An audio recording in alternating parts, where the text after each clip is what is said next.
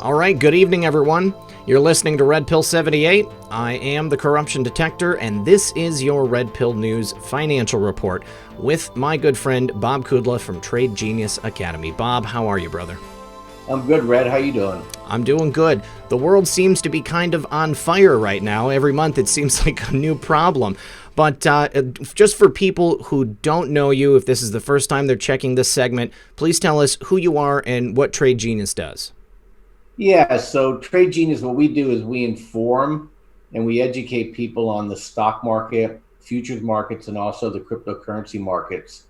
And how we do that is we first developed an algorithm that looks at buying and selling pressure, and we provide that information and we teach people how to use it. And in addition to that, we have trading rooms for both stocks and for cryptocurrencies running 24 hours a day, 7 days a week. And then we have just a whole series of training courses that people could take, all the way from what is the stock market to how to trade complex futures. And so when we've been doing this now, this is our fourth year. But my background is I've been trading since 1991, and my background is strategic planning and business acquisitions for two Fortune 500 companies. So we do pretty well, and our results speak for ourselves. And we do trading basically all hours of the day. We're at it. And just before we got started here, I was just showing you how the market is reacting to the Chinese news right now. Oh yeah. Now, we're going to put a link in the description and the pinned comment, but you want to tell people how they can go check you guys out and sign up if they want to get some classes? Yeah, so you can go to tradelikeagenius.com. We put together some specials for your listeners, Red, on by Saturday, Valentine's Day. We gave you an extra day to Saturday night midnight, and we pre-discounted the bundles. We put 6 of them together. And if you just want to pick and choose things that you like to purchase, we have a promo code called Valentine's where you can get 40% off anything individually. So no matter if you're a beginner trader or if you're an experienced trader for cryptocurrencies or for stock market, we have a bundle that would meet your needs. So take advantage of it. I think you'll like it. All right, awesome. So yeah, guys, check that out. All right, so excellent time for us to be speaking because obviously things are going really, really poorly in China.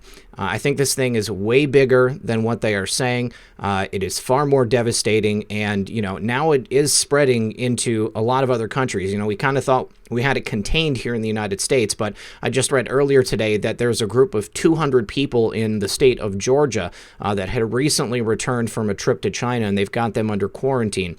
We've got people on cruise ships who are unable to dock because no countries will accept them. And now, as we were getting on this call, you were just saying that the futures market has taken a dive. What is going on? Yeah, so the Chinese just released their infection rates and their death toll, and they reported 14,000 new cases. This is just from the day prior. And one thing you have to bear in mind is they changed their criteria of what is an infection. So in the past, if you had an infection that and you were admitted to the hospital, if you came with an infection, they counted it. Now they're only going to count it if they put you into the hospital. So they're sending so many people home, so that they're way underreporting this. And we just simply have to look at the spread outside of China to know that their math is off. I mean, they literally are goal seeking this, Red. They had like it looks like our stock market is on like a 45-degree glide path, and they just basically are controlling the information. They did a total embargo on the news this week on the coronavirus, trying to tamp it down.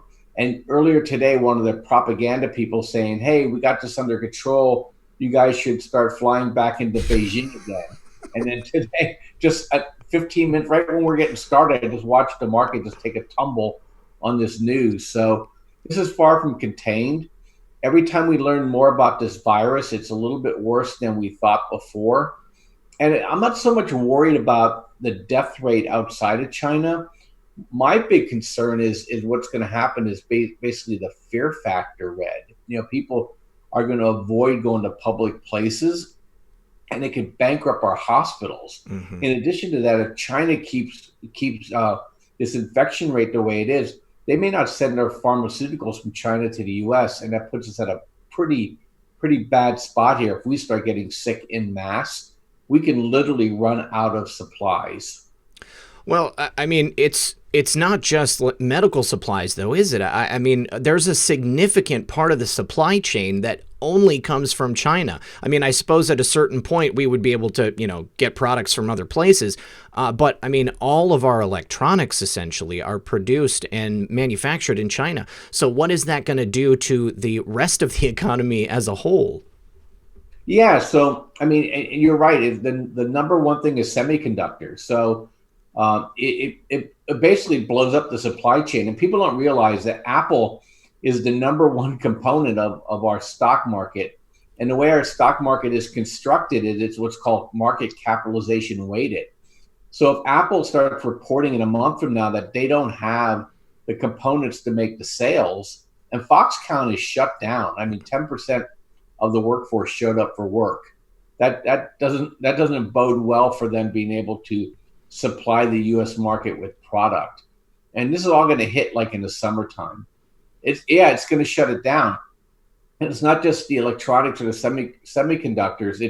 It's every multinational company that provides services inside of China. I mean, think of every big brand name, right? Nike's already reported an issue. We're short Carnival Cruise Lines. All of Asia is not accepting cruise ships into their ports. Hmm. I mean, that is huge. And then you have the McDonald's, Starbucks, Disney, KFC, Yum Brands. You just name it. You go down the list, and it's going to be a problem for people. So, what do you see happening? I mean, does that just mean that the shares are going to take a hit? Do you think prices are going to go up because there's going to be a lot more scarcity? Well, yes, to both. I mean, depending on what it is. So, you're going to have supplies that can't get to the U.S., so prices are going to go up. I'm more worried about people hoarding things and having shortage of things that people need. And at the same time, you look like the cruise lines, they're going to be dropping prices, trying to cajole people to get back on those ships. Hmm. And so that's going to be an issue as well. But yeah, the next quarter, quarter that ends in June, the reporting is going to be awful. For a lot of these companies are going to be reporting really bad numbers. And this virus is going to go until at least April, before the spring summer kind of slows its move. If this is not a bioweapon that has persistence, they still haven't let the CDC in there to evaluate for themselves what they're dealing with here. So, people are saying there's multiple variants out here. So we have no idea if this one virus is out there and they decided to slip another one out there, because, one of the things is this virus that basically causes the heart just simply to stop. Hmm. So there's a number of aspects to this that we don't have our arms around. It's a mystery at this point. I mean, the only thing that we're seeing, that seems legitimate from the ground are the photos and videos that people are sending out of China. They're able to use a VPN to get the information out. There was a doctor that I saw filming a video of himself, and he said that people are completely asymptomatic. They have a slightly elevated temperature. Then all of a sudden, their lungs fill up with fluid. They start to convulse, and then a fair number of those people do just pass away right then and there. But I mean, what are we supposed to do? How are we supposed to combat it if we're not able to even get a handle on exactly what it is? Yeah, I know that's a rhetorical question. I don't know. I think they're getting some sense. Singapore has been using our antivirals to very good effect.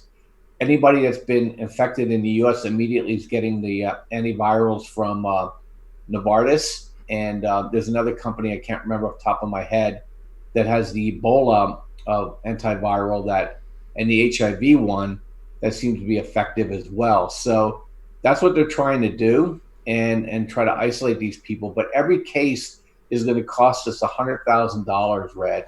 Wow. And who's going to pay for that?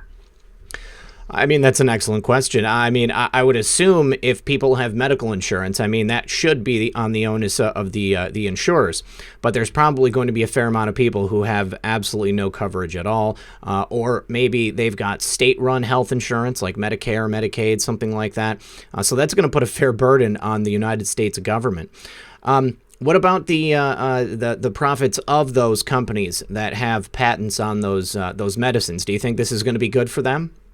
Yeah, I've been looking at them. They had a little bit of a bump, but not as much as I suspected. And when it's very early when this came out, there was a stock called APT that had a really nice move because they make the certain kind of masks, but that's kind of fell off a little bit as well. So it's not as much as I thought, but I would think at some point if this thing really gets ingrained outside of China, I think you'll see companies like Novartis do really well. All right. I was actually going to ask you about those mask companies because I saw that the standard surgical masks, those are basically sold out globally. And I think that the Chinese government said that they are not enough to stop from, transferring the virus because it does go just through the air.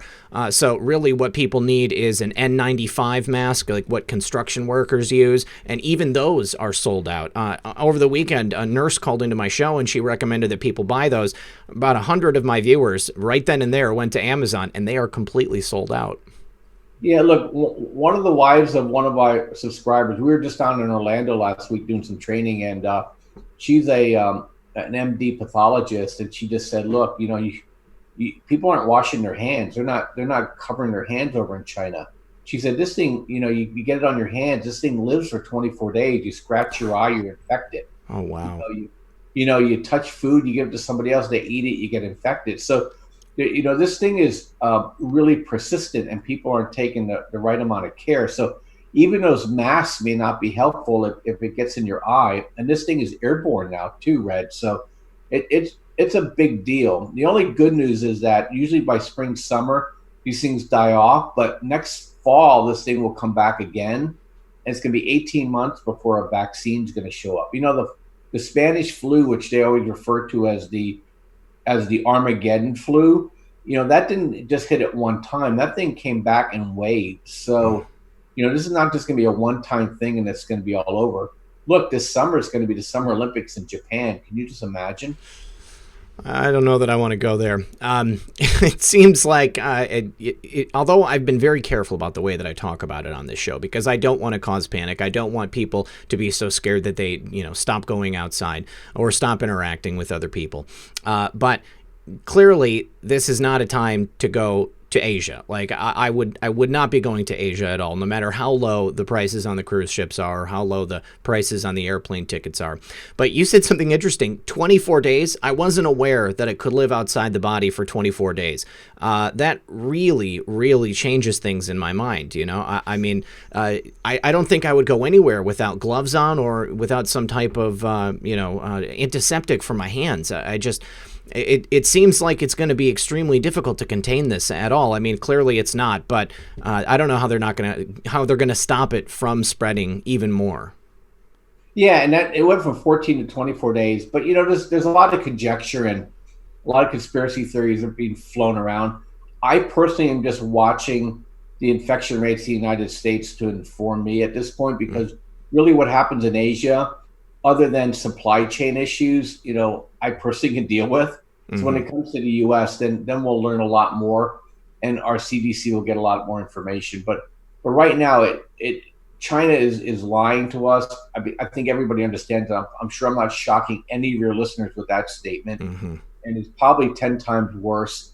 I posted a video myself where windy.com caught an explosion of SO2, basically burning of bodies, and they're probably running out of crematoriums, and so I just think it's not what China says, and I think these supply chains are so fragile that it won't take much to kind of push things a little bit off the edge, and then what we're doing in our stock market is we're kind of trying to keep any selling to a minimum. And that's not going to work long term as well. In fact, we're talking here now, I'm looking at the price of gold. I shot you a chart of gold. It's doing a beautiful, what's called a cup and handle. and a back test. So I think it's ready to make its move to jump towards 1700. Mm. And with all this liquidity pouring in, and especially if the economy slows because some of these supply chain issues, it's going to move into gold. Money's already moved into Bitcoin and Litecoin, and then we've been trading GBTC. In fact, we're just starting to take some profit off that trade, which was a 45% move. Litecoin's up 100%. Bitcoin is up, depending on when we got in it, between 70 and 90% for some people. And we just think these will have some pauses to refresh, and they're going to move again because these things are the way you protect yourself from the banking system, and you protect yourself from a prolific Fed that's just going to pour money and destroy fiats around the world. And Argentina is going to default again, Red. Oh, wow. What's going to happen there? I have no idea. They've already said we're not making our payment that we owe right now, interest payment to at least June. And I mean, this is the 9th time they've defaulted here in the century. Wow. I mean, they're throwing good money after bad with these people. I have one more question for you about the changing of the market as a result of this virus. If you think about this from a purely tactical point of view, this could be exactly what is necessary to really take the upper hand in the trade war. Do you think if things do not recover in China, if this continues on for a long time, is this going to be what is necessary in order to force American companies to change that supply chain, to move orders of operation and manufacturing to different countries so that they can avoid something like this in the future? Oh, absolutely. In fact, Peter Navarro is already talking about the total rethink of our healthcare supply chain and onshore it back to America. Yeah, I mean, look, every board of directors is going to get harangued here of saying, what's your backup plan for your supply chain out of China? So the Chinese, they're never going to recover from this in the sense that they're not going to have the same dominance over exports like they had in the past. Okay. All right. Well, also, I had some questions for you about the precious metals pricing. Earlier, you and I privately had spoken about J.P. Morgan Chase being under criminal investigation for the fixing of prices on precious metals. Now, I was doing some research, and it looks like this isn't the first time that this has come up for them, but perhaps this is the first time that they're actually going to maybe have some ramifications to their actions. What can you tell us about this? Yeah, all the investigations in the past was out of London, and then a lot of them has been civil complaints where they get what they call the rogue trader. Mm-hmm. This is a pretty hefty investigation into price fixing.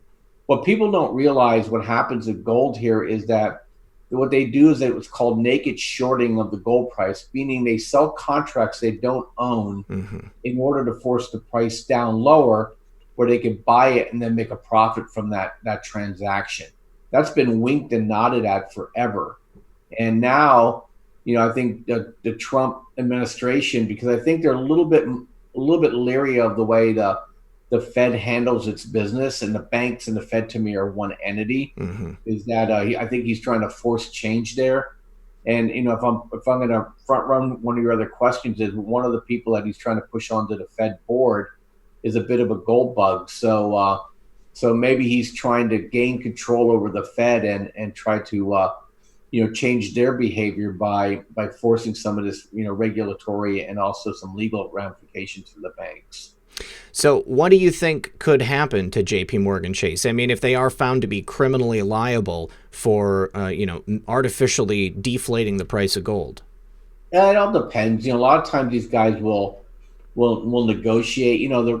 The elites hardly ever go to jail. So depending on how widespread this is, he may use it as leverage to force change. I think that's the most likely outcome.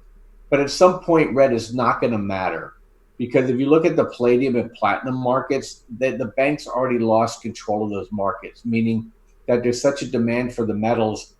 Naked shorting of those products just caused the bankers grief. And so they're at a point now where silver and gold will also join that group.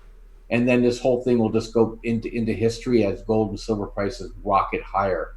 people are going to get scared and they're going to buy the rock, and they're going to try to protect themselves. They're going to get out of the banking systems, and then I think the banks, these what they call these bullion banks are going to be no more as well. Okay. Yeah, I mean, the banks really don't seem like they're doing anything for people nowadays. I mean, there's absolutely no benefit to keeping your money in the bank like there was in the past. I was looking to switch banks myself the other day. I switched from a bank to a credit union because my money was just sitting there. It wasn't doing anything. But just by simply moving it to a credit union, I could at least gain a couple of single-digit percentage points on the money that I was holding on to there. But, when you said that the demand for palladium and platinum is high, what is the usage of those metals? I mean, platinum, I'm familiar, for precious metal production of jewelry and stuff like that. But what kind of industries would be using those? Oh, it's used in pollution control. It's used in the automotive industries. Oh, catalytic converter. Yeah, it'll be. Yeah, I know because I had to get a new one in my truck a couple years ago. I did too. $1,700 for a couple. You just have a quarter ounce of palladium in my truck. So those are the big things, and then they're going to be useful in the battery technologies as well. When you said that they've gotten away from the banks, does that mean that the prices of them are so high just because of the demand for them, because the way that they're necessarily used, or is there something else to that? Yeah. So what happens is the bankers sold contracts on platinum and palladium they didn't own, and then Russia had a supply disruption accidentally or on purpose, I don't know, and basically the demand was still there for the metals. And then so the bankers have to come up when the contracts expire, they have to come up with the metal or they have to buy that contract back. And that just drives the prices higher. Wow. And that's what's going to happen with gold and silver. I mean, they're writing 10 times the contracts for the gold that's in the vaults, and if you get a place where somebody tries to squeeze that price by demanding physical delivery, it's just going to drive the price of silver and gold way higher. And so that's what's going to happen with gold and silver. People don't realize, I mean, silver has incredible industrial uses. Gold does as well.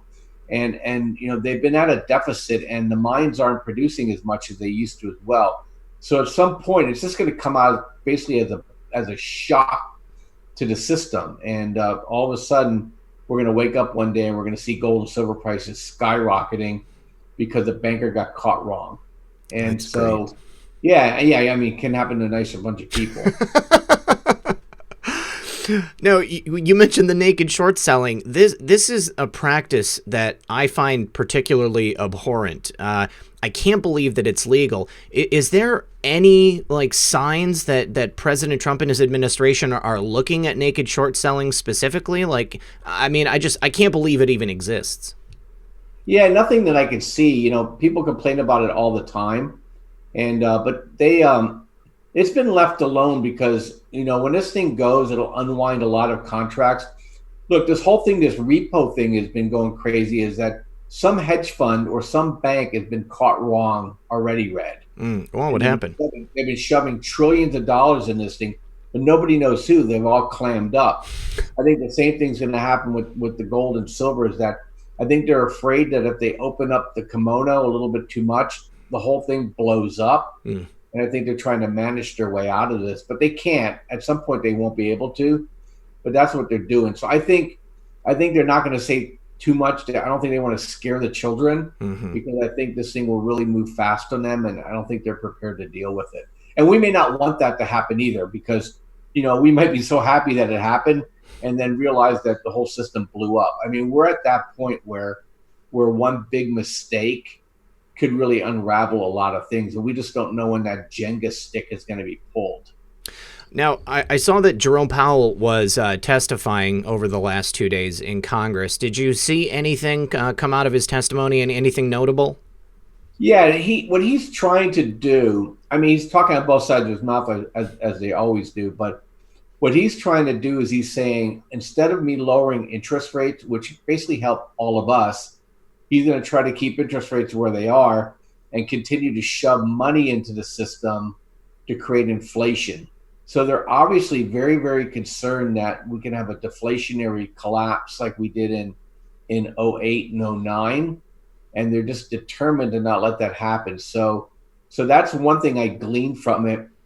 And the other thing I gleaned from it is that they're concerned if they lose control this time, they're not going to be able to easily be able to rein it back in like they did in '08 and '09 as well. So yeah, so he's a little concerned, and people were a little bit more testy with him for his testimony this time. Usually it's a little bit of a love fest. People kind of went at him a little bit this time. So I just think the next time this thing blows up, the Fed is gone. I'm really hoping that that is going to happen sometime soon. I mean, I think that there should be a concerted effort by people in America to pressure President Trump and the administration to just nationalize the Federal Reserve. If we could take control back of our own monetary system, don't you think that so many of these problems could be alleviated? I mean, we could come to a solution. Yeah, I mean, look, he could just declare Jubilee, and just wipe the debt out, saying it's basically a fraudulent, a fraudulent conveyance, right? And so we're just going to wipe this out. I don't think Trump's going to do anything to keep himself from being reelected. Yeah, he may pull that lever once he's on his second term, where he has nothing to lose. All right. Well, it looks like he's on his way. Things are looking pretty good. We've had a really good week. Obviously, we had the acquittal in the Senate. We've had a couple of major moves from President Trump in the last couple of days. He's been speaking very openly and candidly, directly about what was done to him, his family, to the country. Do you have any predictions for the way things are going? Yeah, the only thing I could say is that I think the people that are backing him are aroused right now, and they're showing up at these events. I think more people voted in his caucus and in his primary for an incumbent that's unopposed than when he was opposed. Right? Yeah. So I think the word is out that we have to reelect this guy for the basically the safety of this country. Yeah. And it all depends on who he's going to face in the general election. If it's any of the socialists, then I think a lot of Democrats are just going to come. Normal Democrats are just going to come and vote for him, even if they have to hold their nose. Because the last thing they want to do is to have revolutionaries in their midst. And I don't think Bloomberg will be any competition whatsoever for Trump, because he's kind of like a carpetbagger. Kind of his approach to this whole election. And he'll just be painted as somebody just trying to buy his way in. Yeah, in regard to the number of votes he received, I believe he also received more votes than any combination of the Democrats and the other side in New Hampshire. That was pretty telling. We also had I believe, a 68% turnout in 2016, and it was down to 34% for the Democrats here in New Hampshire the other day. So yeah, I think that all signs are pointing to the fact that President Trump is definitely going to get reelected. I mean, if Bernie gets the nomination for the Democrats, I've seen a lot of people watching the market say that the country is just going to absolutely implode. The stock market is going to collapse. It's not going to be good for the country. And, I see a lot of Democrats being forced to vote for Donald Trump, just like you said. Yeah, and I think that's why the Fed's probably throwing so much money at this as well, is that, I think they toyed with the idea we got to get rid of this interloper until they realized what was going to come instead. then all of a sudden Trump's not that bad. Right. Oh, that's great. All right. Well, Bob, what would you like to close out with? We've reached the end of the half hour. Yeah. I mean, my thing is, like, look, our mantra has been the same, is that gold, silver, palladium, platinum, those miners are all gonna do well, and we filter for those opportunities. And Bitcoin is going into its halving this summer, and that's going to create scarcity. And there's opportunities there in the crypto space. And then if you're in the stock market, start rotating, because the stock market is extremely overvalued, and at any point it can pinprick itself into a nice big sell-off. And most people, can't afford to try to recreate a recovery from the 0809. If we get another one like that again, people are just too old and need the cash. So people need to be smart about their money right now. Absolutely. All right. Well, Bob, thank you once again for joining us. I love it when you stop by, and I just really appreciate you coming on the show. No problem, Red. Have a good one. All right. We'll talk to you soon. Bye-bye. Hey guys, it's Red Pill. Just one more thing. I just want to say thank you so much to everyone who has taken the time to support this channel. If you'd like to see some ways that you can support the channel, you can always check the show notes in the pinned comment of this video below. Whether you like, whether you share, whether you make sure that your notifications are on, any way that you support this channel means so much to me. I could not be doing this without you, and I could not do it without your help. Without people like you, this channel would not exist. So thank you so much to everyone for all of their many means of support. Don't forget to check out the merchandise store that is also in the pinned comment, and I will see you guys next time.